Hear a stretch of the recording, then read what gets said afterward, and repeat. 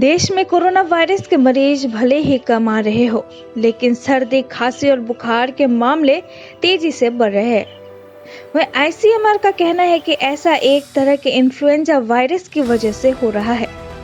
डॉक्टरों का दावा है कि H3N2 के कारण अस्पताल में भर्ती होने वाले मरीजों की संख्या भी बढ़ी है। इस बीच मेदांता के निदेशक डॉक्टर रणदीप गुलेरिया ने इससे ज्यादा भयभीत नहीं होने की सलाह दी है। वहीं डॉक्टर गुलेरिया ने कहा कि देश में एक और कोरोना वायरस के मामले तो कम हो रहे हैं, लेकिन सर्दी, खांसी और बुखार के मामले तेजी से बढ़ रहे हैं। इस बीच कई राज्यों में इन्फ्लुएंजा वायरस के ए सब टाइप H3N2 के मरीजों की संख्या में तेजी से इजाफा हुआ है।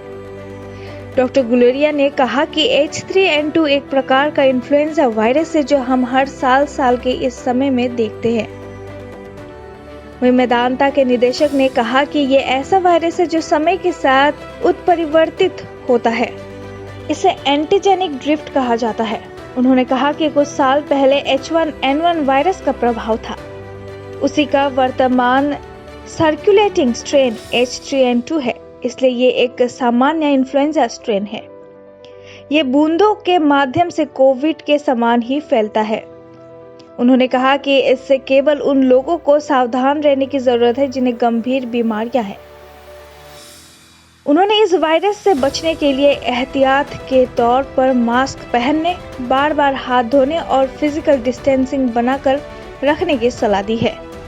डॉक्टर गुलेरिया ने इस इन्फ्लुएंजा से उच्च जोखिम वाले मरीजों और बुजुर्गों के लिए एक टीका भी जरूरी बताया है। न्यूज़ डेस्क, आरा न्यूज़।